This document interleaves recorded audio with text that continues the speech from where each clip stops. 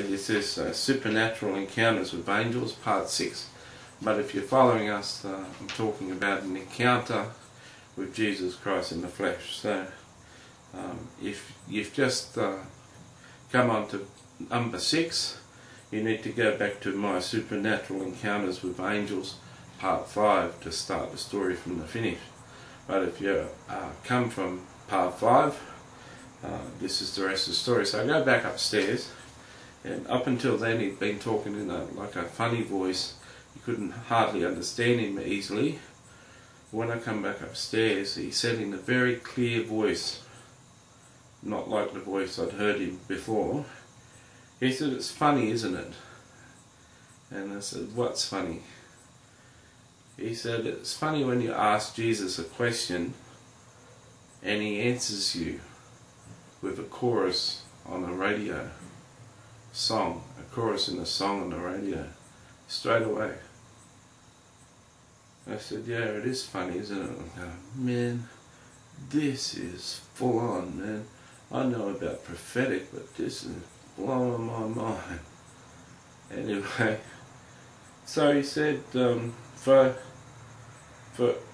10 years I'd studied the prophets.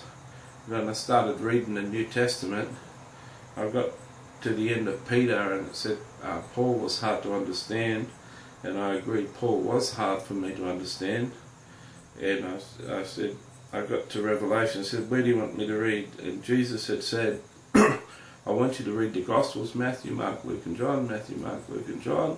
I want you to study everything I say, try and work out what I meant, what I said, what all the stories mean, how I felt in certain situations, ask me questions about it. I want you to read the Gospels every day.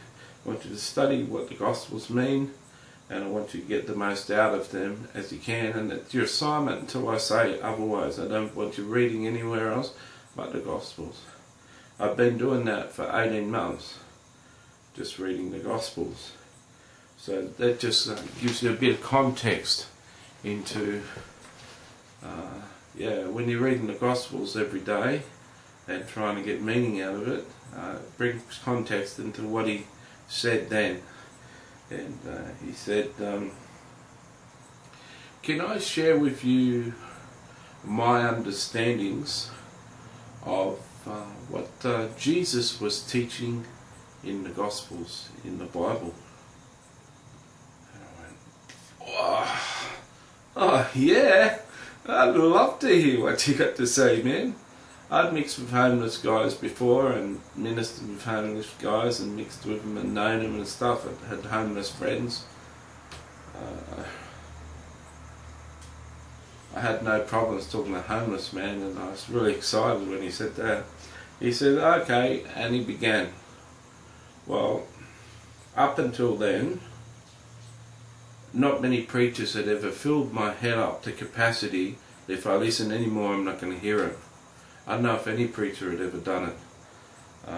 I know I'd listened to a guy on the internet speak on the internet, and after 45 minutes my head was full, and I knew I had to get the CD and play it again, because once your head gets full you can't remember anything. And after 1 minute of this homeless man speaking, my head was full.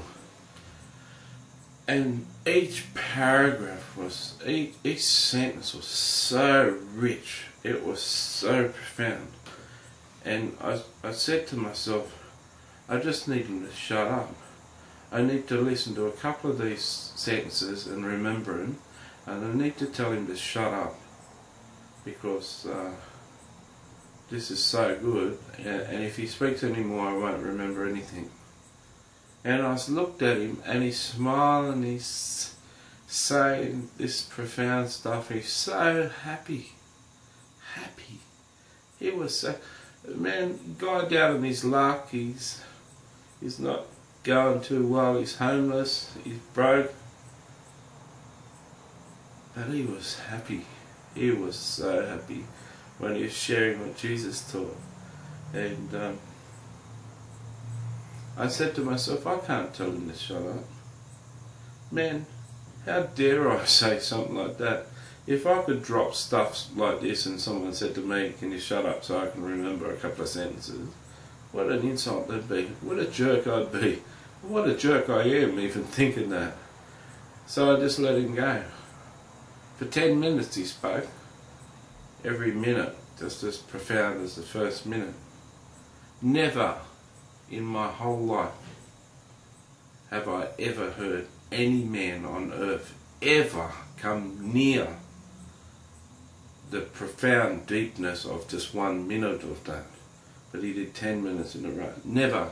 No person on earth has ever done it. Anyway, he left me after that. He said he's going to get a coffee. He went up. He spat on the ground again. But this time, when he spat, it hit a girlfriend of a guy. The guy just went off his face, saying, "You spat on my girlfriend." And the manager came out. The guy wanted the homeless guy kicked out, saying, "He's spitting on my girlfriend, man." The manager didn't kick him out. The homeless guy sat down at a table away from me. The young guy sits down with his girlfriend, really upset. And Jesus says in my head, "Go and tell that guy and his girlfriend, that guy's got the flu, you were sitting with him and had a meal with him, and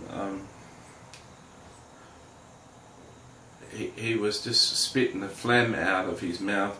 He wouldn't have meant to spit on your girlfriend. He's a courteous guy, even though he is homeless, and he'd be very sorry for this. You need to try and forgive him. Don't get worked up. He didn't do it on purpose."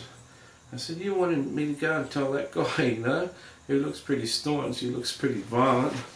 I said, and Jesus said, "Yeah, go and apologise for him." So I went and apologised, and this guy said, "Are you his keeper?"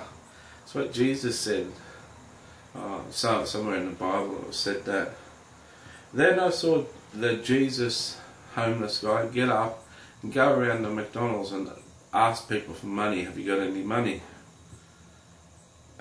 I seen the guy he apologised to. Well, when the homeless guy went up to get another coffee, I said to the guy I was apologising to, I said, "You know, I'm very close to Jesus, and this guy just shared some teachings of Jesus for 10 minutes. Never in my whole life have I heard such profound teaching as that. No man in my, and I know the Bible really well, I've been studying for many years, and what he shared in 10 minutes was so profound. No man, you know, see that guy there that spat on you? He looks like Jesus Christ. Have a look. Does he look like the pictures?" I said, "Yeah." And see that white robe? He looks like he's a Jew, an Arab. I said, "Yeah." Bare feet. He just looks like he's walked in from the desert with a fully grown beard. Man, if Jesus was here in the flesh, camouflaged as a homeless person, well, if he just came from 2,000 years ago, walked in from the desert, that's a spitting image of Jesus. You know, I'm pretty convinced it may even be Jesus. Jesus said I was going to meet him soon. I think that could even be Jesus. And wouldn't that be the best way to judge a person's heart? Is turn up like that. I notice everyone's been treating him bad and looking at him bad. Yeah. Anyway, I just thought I'd share that with you. I walked away.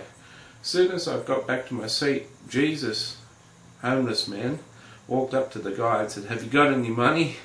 I seen the guy get out $15 of change, a 10 and a whole lot of change, gave it to him. That guy was convinced it was Jesus Christ.